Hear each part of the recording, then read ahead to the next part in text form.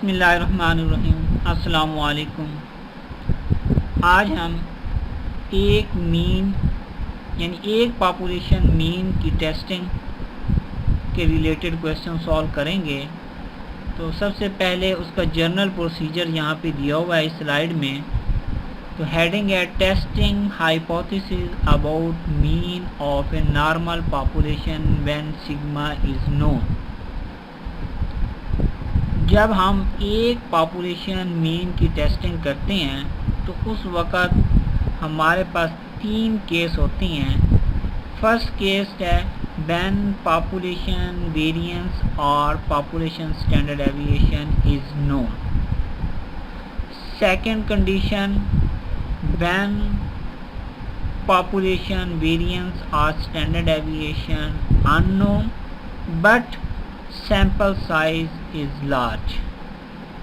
Third condition जो है वो है वन पॉपुलेशन वेरिएंस और standard deviation is unknown but sample size is small.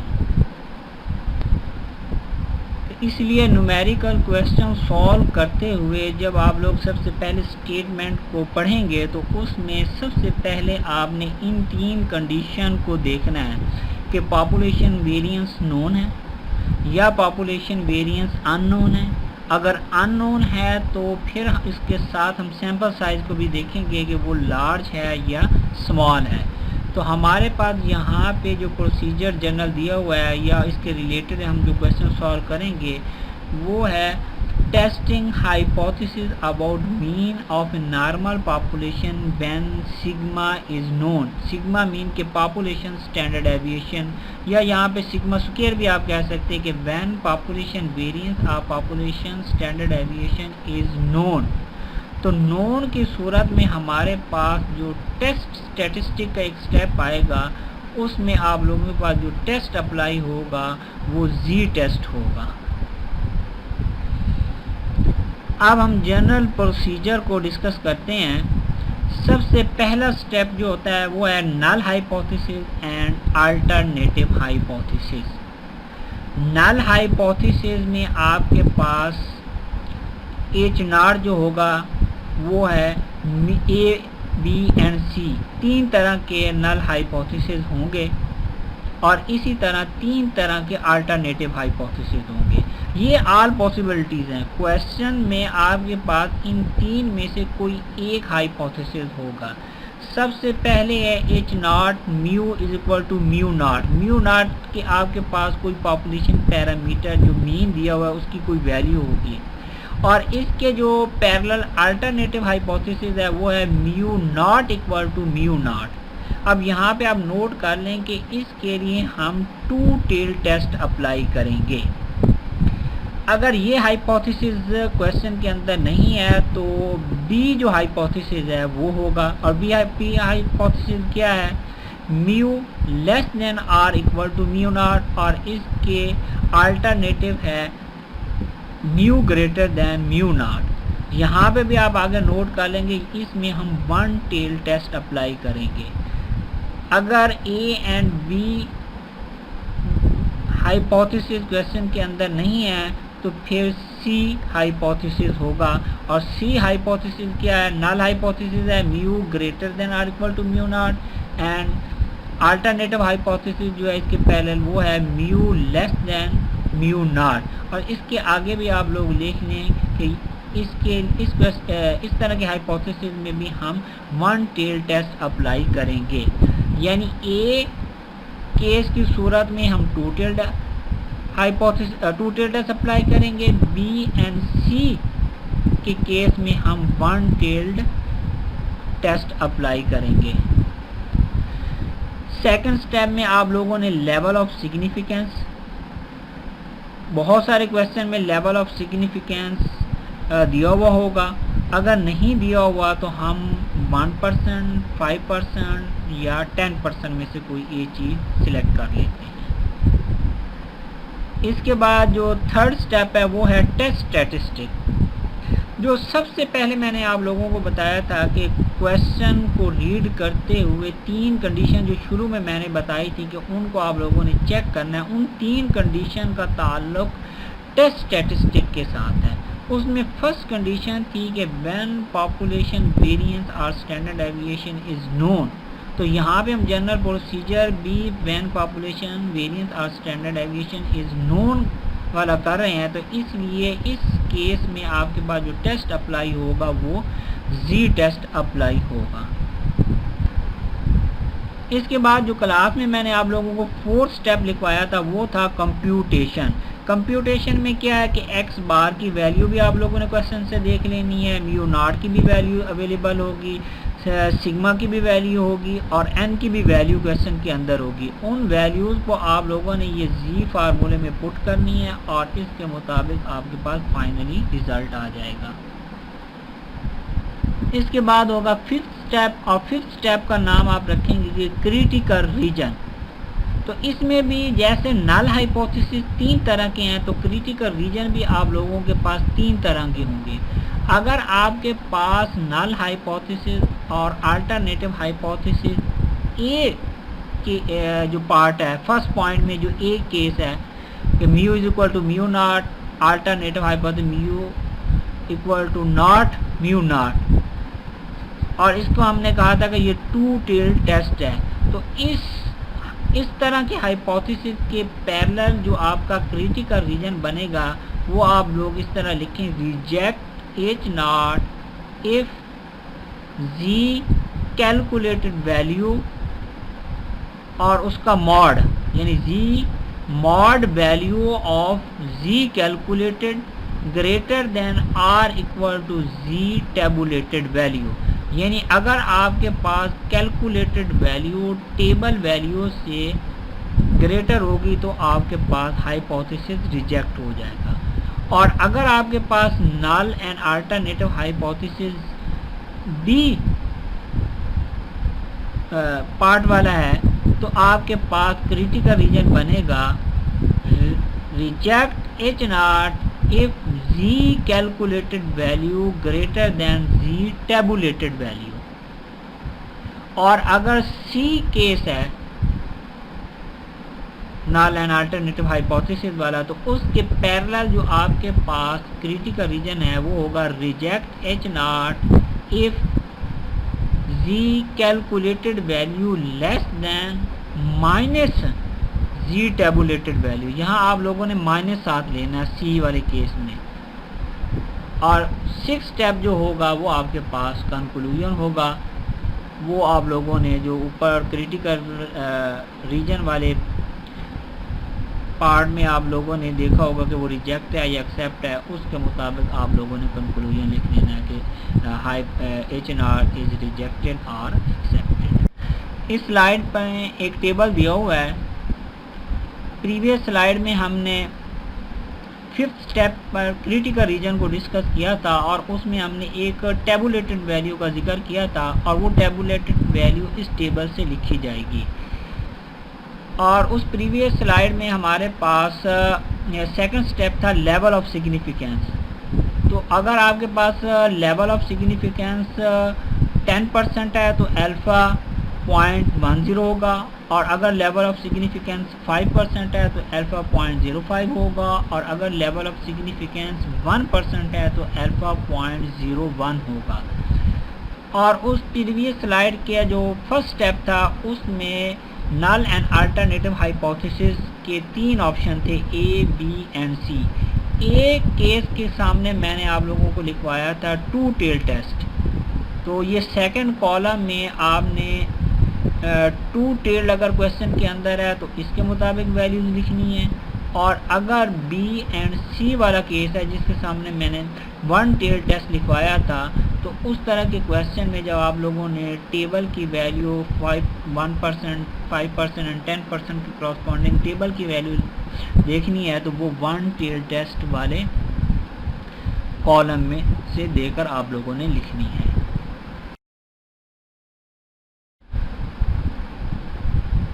यहाँ एक एग्जांपल सॉल्व की गई है। सबसे पहले आप इस क्वेश्चन की स्टेटमेंट को रीड करें।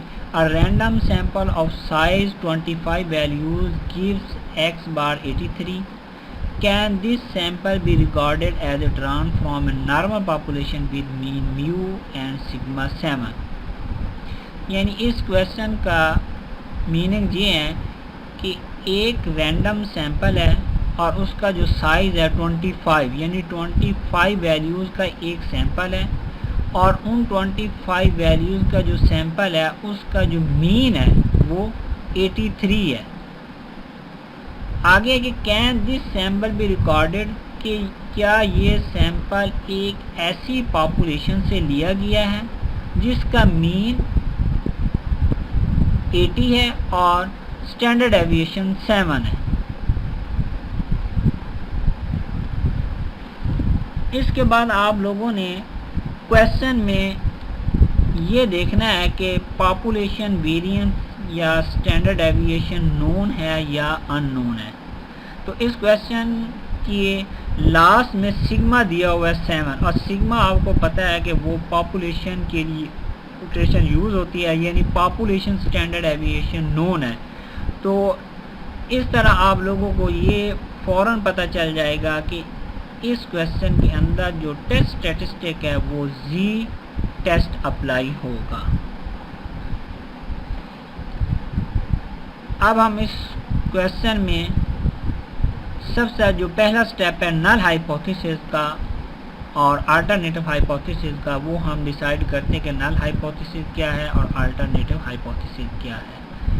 इसमें आप देखेंगे जो सेकंड सेंटेंस है वो है कि can this sample be recorded as a drawn from a normal population with mean mu 80, क्या ये सैंपल जो 25 वैल्यूज़ का है और जिसका सैंपल मीन 83 है, क्या ये एक ऐसी पॉपुलेशन से लिया गया जिसका मीन 80 है? तो ये आपके पास नल हाइपोथेसिस है। जब आपके पास इस तरह का क्वेश्चन हो कि क्या ये ऐसी पॉपुलेशन से लिया गया है कि जिसका मीन 80 है, तो इसका अल्टरनेटिव हाइपोथेसिस नॉट इक्वल होगा।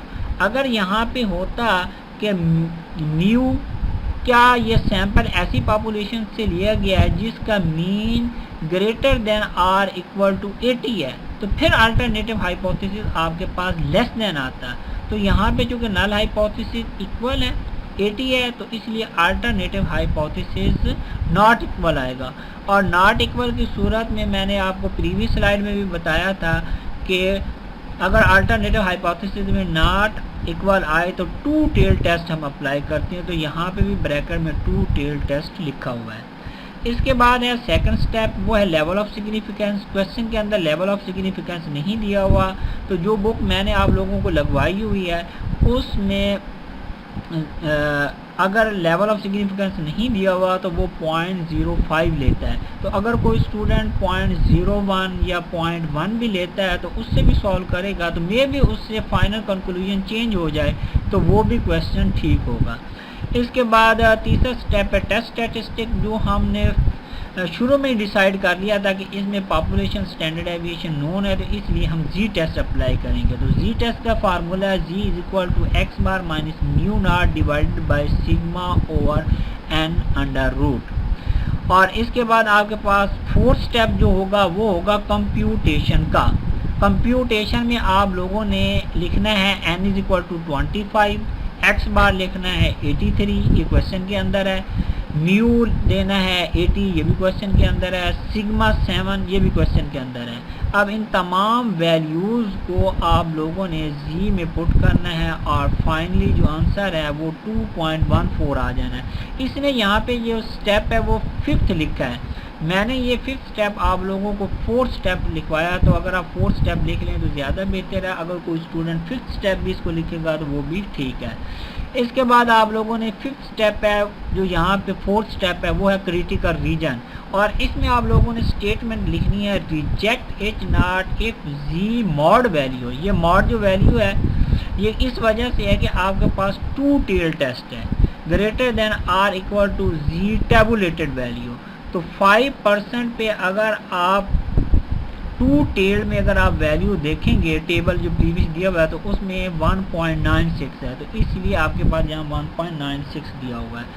तो अब आपने स्टेटमेंट लिखी है if reject H not if Z calculated value mean 2.14 greater than or equal to 1.96 कि अगर आपके पास 2.14 greater than or equal to 1.96 है तो फिर क्या करेंगे, रिजेक्ट एच नॉट। तो ये बात बिल्कुल ठीक है, तो इसलिए कंक्लूजन में आप लोग सिंपली लिख देंगे कि रिजेक्ट एच नॉट। तो इसका मतलब ये हुआ कि हम 5% लेवल ऑफ सिग्निफिकेंस के साथ ये कह सकते हैं कि ये सैंपल जो 25 वैल्यूज़ का है और जिसका मीन 83 है, वो ऐसी पॉपुलेशन से नहीं लिया गया जिसका मीन 80 और स्टैंडर्ड डेविएशन 7 है। इस स्लाइड पे जो क्वेश्चन सॉल्व किया गया उसकी स्टेटमेंट और फर्स्ट स्टेप प्रीवियस स्लाइड पे अवेलेबल है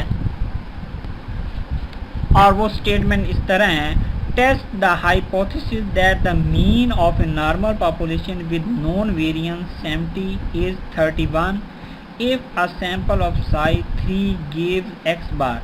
late the alternative hypothesis h1 mu greater than 31 और जो लेवल ऑफ सिग्निफिकेंस है वो 0.10 दिया हुआ है।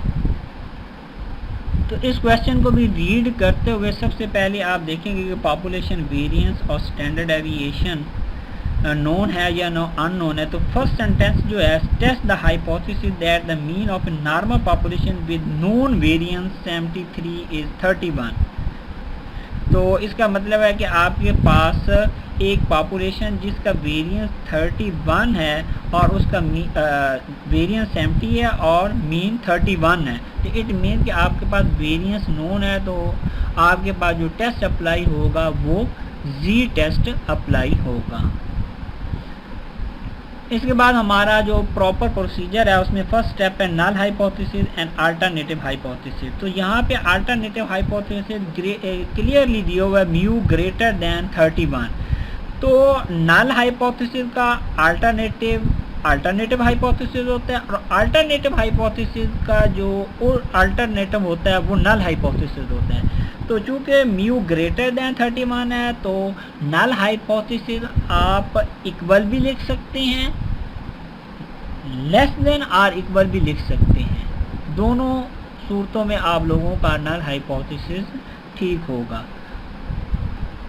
सेकंड स्टेप आप लोगों का लेवल ऑफ सिग्निफिकेंस है और वो क्वेश्चन के अंदर अवेलेबल है 0.10। इसके बाद आप लोगों के पास थर्ड स्टेप है टेस्ट स्टैटिस्टिक, और टेस्ट स्टैटिस्टिक के बारे में शुरू में ही आप लोगों ने ये डिसाइड कर लिया था कि पॉपुलेशन वेरिएंस चूँकि नोन है इसलिए हम जी टेस्ट अप्लाई करेंगे। तो प्रीवियस क्वेश्चन की तरह यहाँ पे भी जी टेस्ट का फार्मूला है x bar minus mu not divided by sigma over n under root. इसके बाद फोर्थ स्टेप कंप्यूटेशन है। कंप्यूटेशन में x बार भी आप लोगों को क्वेश्चन के अंदर अवेलेबल है, वो 34 है। उसके अलावा म्यू नॉट 31 है। सैंपल साइज जो है वो भी 13 दिया हुआ है और पॉपुलेशन वेरिएंस वो है आपके पास 70। तो फार्मूले के अंदर आपके पास है सिग्मा, तो सिग्मा बेसिकली वेरिएंस का अंडर रूट होता है। तो इसलिए अब आप देखेंगे फिफ्थ स्टेप में जो इन्होंने लिखा है 34 minus 31 divided by 70 under root. तो 70 अंडर रूट इसलिए लिया गया है कि वेरिएंस दिया हुआ, अगर यहाँ पे स्टैंडर्ड डेविएशन होता तो फिर आप अंडर रूट ना लेते। तो इसलिए फाइनली आंसर आपके पास आया 1.29। इसके बाद जो स्टेप है वो है क्रिटिकल रीजन। तो क्रिटिकल रीजन में आप लोगों ने देखना है कि अल्टरनेटिव हाइपोथेसिस में कौन सा साइन है, वो है ग्रेटर देन, और इसका मतलब है कि ये वन टेल टेस्ट है। तो यहाँ आप देखेंगे इसकी statement, reject H not if Z calculated value greater than Z tabulated value. Greater than इसलिए कि अल्टरनेटिव में ग्रेटर देन का साइन है। तो z कैलकुलेटेड वैल्यू कितनी है 1.29 और z टेबुलेटेड वैल्यू कितनी है 1.28। तो इट मीन कि आपके पास हाइपोथेसिस रिजेक्ट हो गया है। कंक्लूजन में आप लिखेंगे कि रिजेक्ट इट नॉट।